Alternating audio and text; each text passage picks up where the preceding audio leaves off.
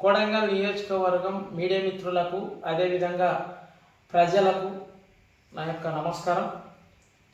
మొన్న కొడంగల్ నియోజకవర్గంలోని దుద్యాల మండలంలో అక్కింపేట, లక్కచెర్ల, పోలేపల్లి గ్రామంలో అక్కడ ఫార్మా కంపెనీ వద్దని 1000 మంది రైతులు నిరసన ధర్నా చేస్తుంటే మాజీ ఎమ్మెల్యే పట్నం నరేందర్ రెడ్డి గారు మేము అందరం పోయి వాళ్ళకు సంఘీభావం తెలుపుతున్న సమయంలో పార్టీలకు అతీతంగా అందరం అక్కడ ధర్నాలో వాళ్ళకు ఫార్మా కంపెనీ వద్దు, మంచి కంపెనీ ఇవ్వాలని ధర్నా చేస్తుంటే మా ఎమ్మెల్యే గారు అక్కడ పోయి నిరసన తెలుపుతుంటే అక్కడ ఉన్న పోలేపల్లి గ్రామానికి చెందిన వ్యక్తి నరసింహ అనే వ్యక్తి అక్కడ మా స్వార్థం కోసము రాజకీయ లబ్ధి కోసము చేస్తున్నారని చెప్పడం జరిగింది. కాబట్టి నరసింహ గారికి ఒకటే తెలియజేస్తున్నా, నరసింహ గారు మీరు సోయి ఉండి మాట్లాడుతున్నారా, నీకు బుద్ధి ఉందే, జ్ఞానం ఉందే, ఒకసారి ఆలోచన చేయి.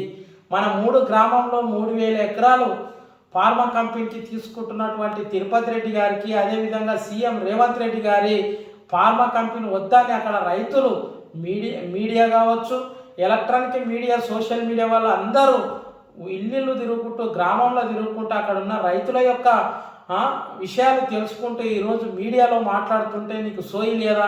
ఒక్కసారి అక్కడ చూడు, ప్రజలను గమనించు. కానీ ఈరోజు పోలేపల్లి కానీ, లక్కచెర్ల కానీ, దుద్యాల మండలంలో ఉన్న ఆ 10 గ్రామాలలో నేను చెప్తున్న రైతులారా, అక్కడున్న చీడపురుగు అయినటువంటి పోలేపల్లి నరసింహని మనం వెంటనే ఇల్లు ముట్టడించాలి.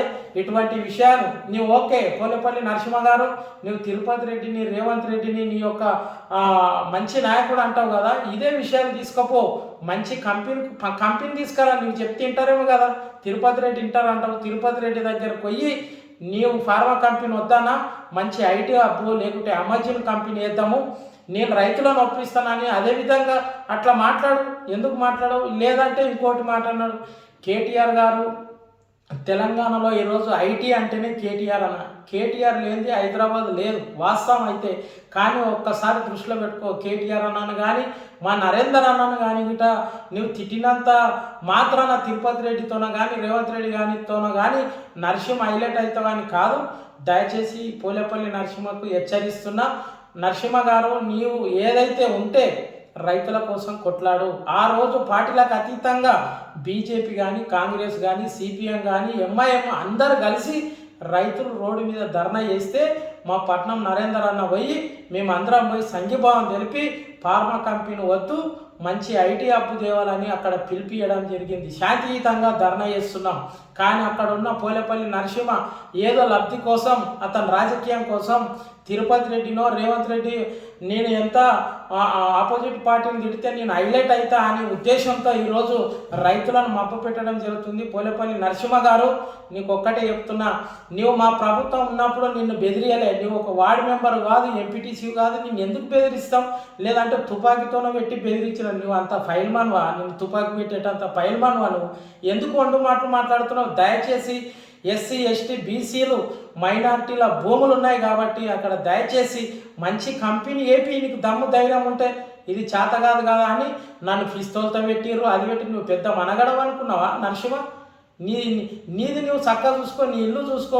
100 ఏళ్ళ ఉన్న మన ఊరు పోతుంటే రైతులు అక్కడ బాధపడుతుంటే నువ్వు మా కేటీఆర్ అన్న మీద, మా నరేందర్ అన్న మీద, మా మీద నీ అరచడం కాదు. సోషల్ మీడియా ఉంది అని ఇష్టం వచ్చినట్లు మాట్లాడితే కాదు నరసింహ గారు. నీకు బుద్ధి, జ్ఞానం, సిగ్గు, శరం, లజ్జ ఉంటే తిరుపతి రెడ్డిని, రేవంత్ రెడ్డిని ఒప్పించి ఫార్మా కంపెనీ అక్కడ రాకుండా చేయి. అప్పుడు నీవు నిజమైన లీడరు అనుకుంటా. కానీ ఏదో ఇష్టం వచ్చినట్లు మాట్లాడితే అది మంచిది కాదు. పోలేపల్లి నరసింహకి హెచ్చరిస్తున్నా. పోలేపల్లి నరసింహ గారు నువ్వు కలుపు మొక్కలాగా దుద్యాల మండలంలో కలుపు మొక్కలకు ఉన్నావు. రైతులని అందరినీ తీసుకొచ్చి నీ ఇల్లు ముట్టడిస్తామని మనం చేస్తూ ఈ 3 గ్రామాల 10 గ్రామాల ప్రజలకు అందరూ రైతుల పక్షాన పార్టీలకు అతీతంగా మనం పోరాడి ఆ ఫార్మా కంపెనీ తరిమివేస్తామని మనం చేస్తూ ఈ అవకాశం ఇచ్చిన మీడియా మిత్రులందరికీ ధన్యవాదాలు తెలియజేస్తూ ముగించుకుంటున్నాను. జై తెలంగాణ, జై కేసీఆర్, జై కేటీఆర్, జై నరేంద్ర.